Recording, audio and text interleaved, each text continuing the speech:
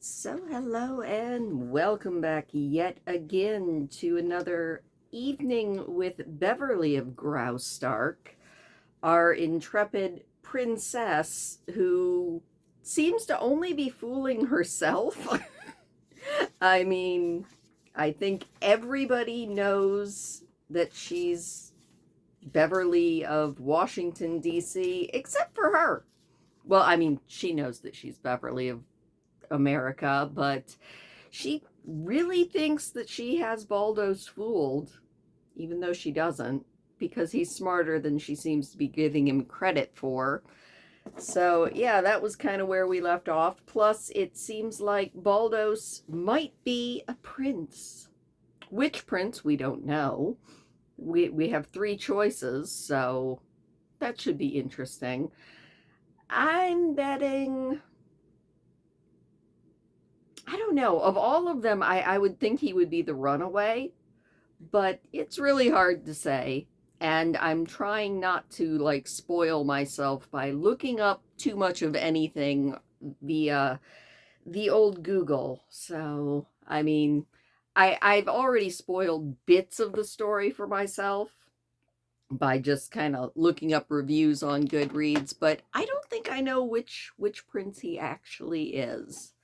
So I'm looking forward to finding that out. I'm also looking forward to more of this whole comedy of which one is he thing, and more of the he knows but Beverly knows but he doesn't know that Beverly knows. It's just a big wild mess, and that, sometimes that's kind of a little bit of fun. So we're going to be jumping back into Beverly of Graustark by George Barr McCutcheon with Chapter 14, A Visit and Its Consequences. Interesting title. Let's go ahead and see what happens this time.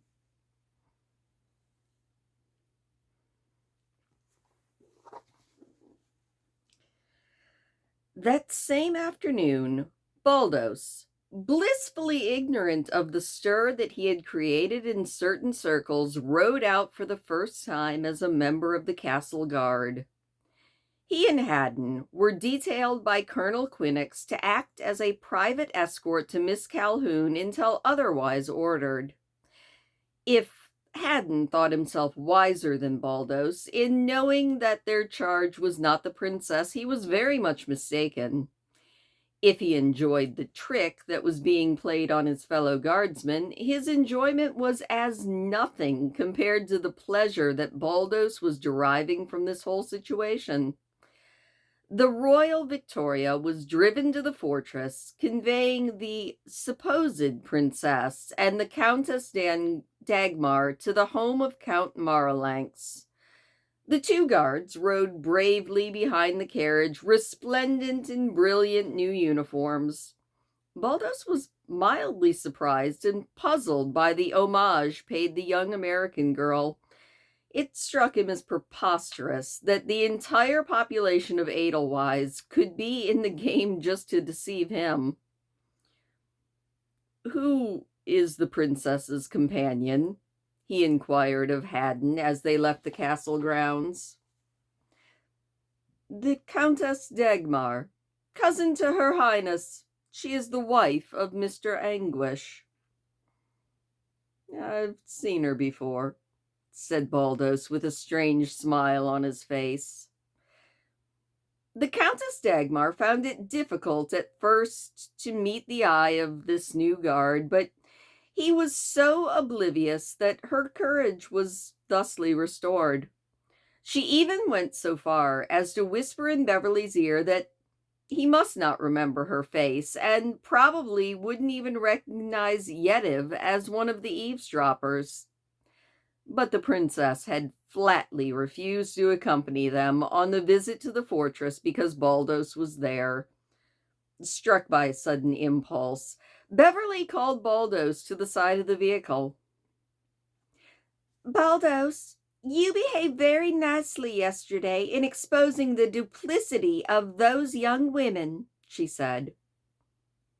"I am happy to have pleased your highness," he told her. "It may interest you to know that they cease to be ladies in waiting after that exposure." "Yes, your highness, it certainly is interesting," he told her, and then fell back into position next to Haddon. During the remainder of the ride, he caught himself time after time gazing reflectively at the back of her proud little head, possessed of an almost uncontrollable desire to touch her soft brown hair. "You can't fool that excellent young man much longer, my dear," said the Countess, recalling the look in Baldos's dark eyes. The same thought had been afflicting Beverly with its probabilities for at least the last 24 hours, maybe more. Count Marlanx welcomed his visitors with a graciousness that awoke wonder in the minds of his staff. His marked preference for the American girl did not escape everyone's attention. Some of the bolder young officers indulged in surreptitious grimaces, and all looked with more or less compassion upon the happy-faced beauty from over the sea. Marlanx surveyed Baldos steadily and coldly, a deep disapproval in his sinister eyes. He had not forgotten yesterday's encounter. "I see the favorite is on guard," he said blandly. "Has he told you of the lesson in manners he enjoyed last night?" He was leading his guests towards the quarters, with Baldos and Haddon following. The new guard could not help hearing this sarcastic remark. "You didn't have him beaten, did you?" said Beverly. "No," said Count Marlanx, "but I imagine it would have been preferable. I talked with him for half an hour," the general said with a significant laugh. When the party stopped at the drinking fountain in the center of the fort, Baldos stopped nearby. His face was as impassive as marble, his eyes set straight in front of him, his figure erect and soldierly. An occasional sarcastic remark by the Iron Count meant for his ears made no impression upon the deadly composure of the new guard, who had definitely had his lesson. Miss Calhoun was conscious of a vague feeling that she had served Baldos an ill turn when she had put him into this position. The Count provided a light luncheon in his quarters after the ladies had gone over the fortress. Beverly Calhoun, with all of a woman's indifference to things material, could not see how poorly equipped the fort was as compared to the ones she had seen in the United States. She and the Countess visited the armory, the arsenal, and the repair shops before lunch, reserving the pleasures of the clubhouse, officers' quarters, and parade grounds for after. Count Marlanx's home was in the southeast corner of the enclosure near the gates. Several officers lunched with him and the young ladies. Marlanx was assiduous in his attention to Beverly Calhoun, so much so, in fact, that the Countess teased her afterwards about her conquest of that old, well-worn heart. Beverly thought him extremely silly and sentimental, much preferring him in the character of the harsh, implacable marionette. At regular intervals, Beverly saw the straight, martial form of Baldos pass the window near which she sat. He was patrolling the narrow piazza which fronted the house. Towards the close of the rather trying lunch, she was almost unable to control the impulse to rush out and tell him to relax. She hungered for just a few moments of the old-time freedom that she had had with him in the hills. The Iron Count was showing her some rare antique bronzes that he had collected in the South. The lunch was over, and the Countess had strolled off towards the bastions with the young officers, leaving Beverly alone with her host. Servants came in to clear the table, but the Count harshly ordered them to wait until the guests had left. "It is the dearest thing I've seen," said Beverly, holding a rare old candlestick at arm's length and looking at it in as many ways as her wrist could turn.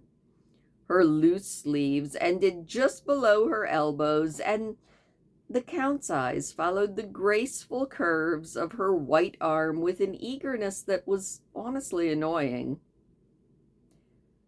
"I prize it more dearly than any other piece in my collection," he told her.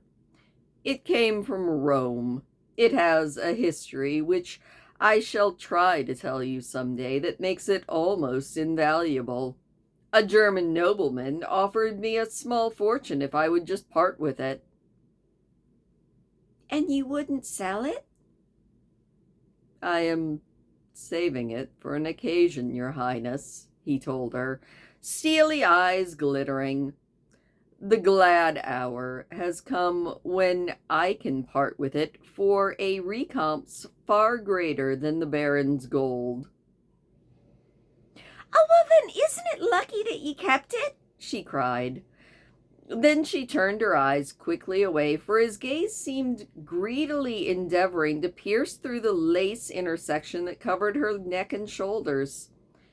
Outside the window, the steady tramp of her tall guard went on monotonously. The payment of a sweet smile, a tender blush, and the unguarded thanks of a pretty woman. "The candlestick is yours, Miss Calhoun, if you will pay me for my sacrifice by accepting it without reservation." Slowly, Beverly Calhoun set the candlestick down on the table, her eyes meeting with his, steady. "What a rare old joker you are, Count Marlanx," she told him without a smile. "If I thought you were in earnest, I would just die of laughter. May I suggest that we go join the Countess? We must hurry along, you know. She and I have promised to play tennis with the Princess at 3 o'clock. The Count's glare of disappointment lasted only a moment. The diplomacy of egotism came to his relief, and he held back the gift for another day, but not for another woman. "It grieves me to have you hurry off. My afternoon will be a dull one, unless you permit me to come and watch the tennis game." "I thought you were only interested in the games of war," said Beverly. "I stand in greater awe of a tennis ball than I do a cannonball, if it is sent by an arm such as yours." And he not only laid his eyes, but his hand upon Beverly's bare arm. She jumped as though something had stung her, and a cold shiver raced over her warm skin. His eyes, for a moment, held her spellbound. He was drawing the hand to his lips when a shadow darkened the window and a saber rattled warningly. Count Marlanx looked up instantly, a scowl on his face. Baldo stood at the window in an attitude of alert attention. Beverly drew her arm away spasmodically and took a step towards the window. The guard could tell by her eyes that she was frightened, but if his heart was beating violently, his face was a picture of military stoniness. "What are you doing there?" snarled the Count. "Did your Highness call me?" said Baldos coolly. "She did not, Count, man," said the Count, with a deadly menace. "Report to me in half an hour. You still have things to learn, I see." Beverly was quite annoyed and alarmed by the threat in his voice. She saw what was in store for Baldos, for she knew quite as well as Marlanx that the guard had deliberately intervened on her behalf. "He cannot come in a half hour," she said quickly. "I have something for him to do, Count Marlanx. Besides, I think I did call." Both men turned and looked at her. My ears are excellent, said Marlanx.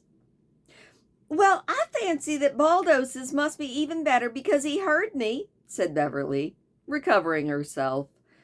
The shadow of a smile crossed the face of her guard. He is impertinent and insolent, Your Highness. You will report to me tomorrow, sir, at 9 o'clock in Colonel Quinnox's quarters. Now leave, said the Count. Wait a minute, Baldos. We're going out too. Will you open that window for me? Baldos gladly took that as a command and threw open the long French window. She gave him a grateful glance as she stepped through, and he could scarcely conceal the gleam of joy that shot into his own eyes. The scowl on the Count's face made absolutely no impression on him. He closed the window and followed 10 paces behind the couple. Your guard is a priceless treasure, the Count said grimly. What? That's what you said about that candlestick, she told him sweetly. Beverly was disturbed by his threat to reprimand Baldos. For some time, her mind had been struggling with what the Count had said about the lesson. It grew in her mind that her friend had been bullied and humiliated, perhaps in the presence of spectators, and resentment fired her curiosity into action. While the general was explaining one of the new gun carriages to the Countess, Beverly walked deliberately over to where Baldos was standing. Haddon's knowledge of English was very limited, and he could understand very little of the rapid conversation. Standing right in front of Baldos, she questioned him in a low voice. What did he mean when he said he had given you a lesson? She demanded. Baldos's eyes gleamed merrily. He meant to alarm, Your Highness. Did he give you a talking to? He coached me in ethics. You are evading the question, sir. Was he mean and nasty to you? Tell me, I need to know. Well, he said things that a soldier must endure. A civilian or an equal might have run him through for it, Your Highness. A flush rose to his cheeks, and his lips quivered ever so slightly, but Beverly saw and understood. Her heart was now in her eyes. That settles it, she said. You are not to report to him at 9 tomorrow. But he will have me shot, Your Highness, he told her.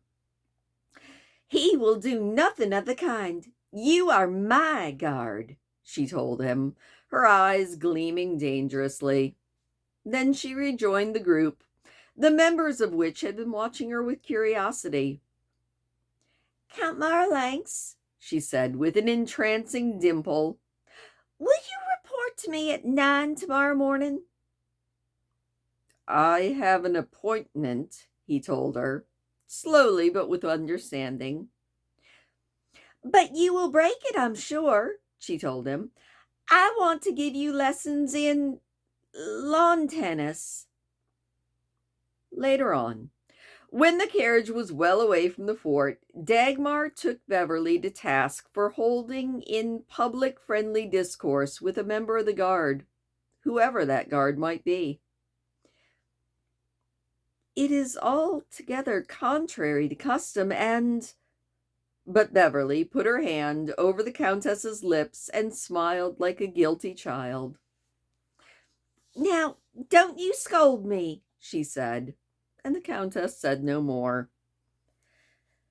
The next morning, Count Marlanx reported at 9 o'clock with much better grace than he had suspected himself capable of doing.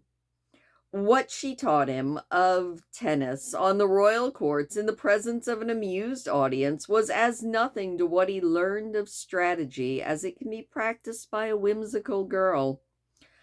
Almost before he knew it, she had won an exemption for Baldos, that being the stake of their first set of singles. To his credit, the Count was game for it. He took the wager, knowing that he, in his ignorance, would not win from the blithe young expert in petticoats. Then he offered to wager the brass candlestick against her bracelet. She thought for a moment, and then, in a spirit of enthusiasm, accepted the proposition. After all, she did covet the candlestick. Half an hour later, an orderly was riding to the fort with instructions to return at once with young Miss Calhoun's candlestick. It is on record that they were in love sets, which goes to prove that Beverly was taking no chances. Count Marlanx, puffing and perspiring, his joints dismayed and his brain confused, rode away that noon with Baron Dangloss. Beverly, quite happy in her victory, enjoyed a nap of profound sweetness, and then she was ready for her walk with the princess. They were strolling about the beautiful grounds, safe in the shade of the trees from the heat of the July sun, when Baron Dangloss approached them. "Your Royal Highness," he said, with his fierce smile, "may I beg a moment's audience?" "Oh, it has to do with Baldos, I'll bet." "Yes, with your guard. Yesterday he visited the fortress. He went in an official capacity, true, but he was privileged to study the secrets of our defense with alarming freedom.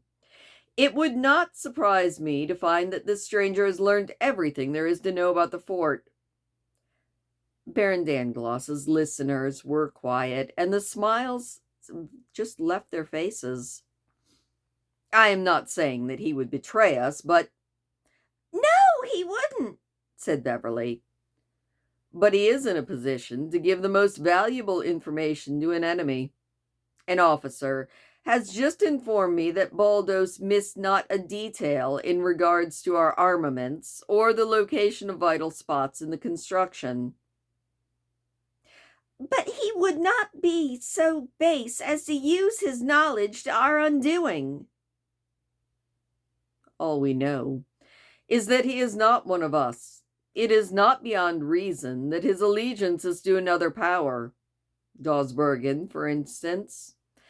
Count Marlanx is not at all in sympathy with the man, you are aware. He is convinced that Baldos is a man of consequence, possibly one of our enemies, and he hates him.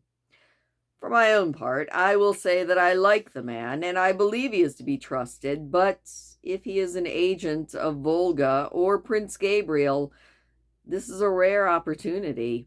He is in a position to make accurate maps of the fort and all of our masked fortifications along the city walls." This, beyond a doubt, had the Baron worried. "Neither am I one of you," said Beverly. "Why shouldn't I prove to be a traitor?" "You have no quarrel with us, Miss Calhoun," said the Baron. "But if anything happens, then I'm to be blamed for it," said Beverly. "I brought him to Edelweiss, and I believe in him." "For his own sake, Your Highness. And, Miss Calhoun, I suggest that no opportunity should be given to him to communicate with the outside world.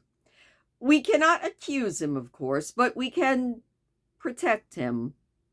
I came to ask your permission to have him detailed for duty only in places where no suspicion can attach to any of his action." "Do you mean inside the city walls?" said Princess Yetive. "Yes, Your Highness, and as far as possible from the fortress." "I think that's a wise precaution," said the princess. "Don't be angry, Beverly," the princess told her gently. "It's for his own sake, you see. I am acting on the presumption that he is wholly innocent of any desire to betray us." "It would be easy for somebody in a high position to accuse and convict him," the Baron told her. "And it would be just like the Count as well," said Beverly, her thoughts going now with the others, going towards none but that one man in high power she knew. Later that day, she called Baldos to her side as they were riding in the castle avenue. She was determined to try a little experiment of her own. "Baldos, what do you think of the fortress?" she asked him. "I could overthrow it after a half an hour's bombardment, Your Highness," he told her. That made her jump. "Is that possible? Are there so many weaknesses?" she asked him. "There are 3 vital points of weakness, Your Highness. The magazine can be reached from the outside if you know the lay of the land. The parade ground exposes the ammunition building to certain disadvantages, and the big guns could be silenced in an hour if the enemy had the sense to first bombard from the elevations to the north of the city." "Oh, good heavens," said Beverly. "Have you studied all of this?" "I was once a real soldier, Your Highness," he told her. "It was impossible for me not to see the defects of your fort." You haven't told anybody about this, have you?" she told him, white-faced and anxious now. "No one but you, Your Highness. You do not employ me as a talebearer, I am assuming." "I don't mean to question your honor. Would you mind going before the heads of the War Department and telling them what you told me? I mean about the weak spots." "If that is your command," he told her, but he seemed surprised.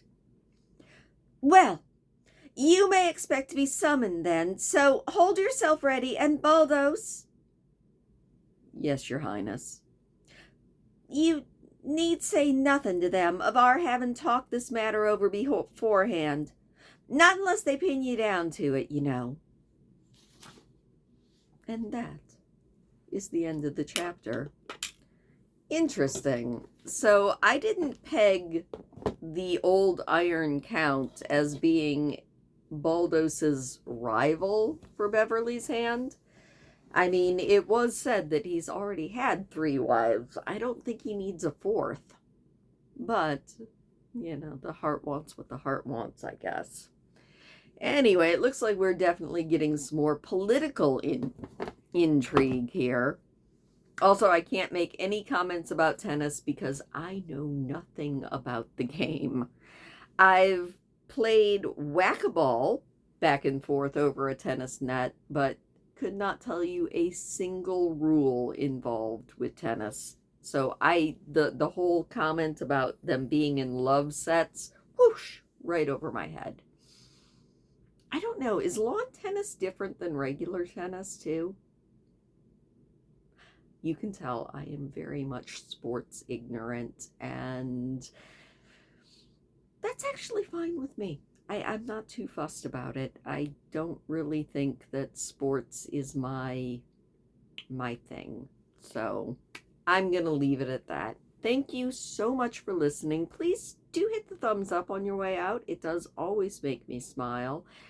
And I will see you tomorrow when we find out if old Baldos can help Princess Beverly's army. We'll just have to wait and see. Thank you, and I'll see you tomorrow.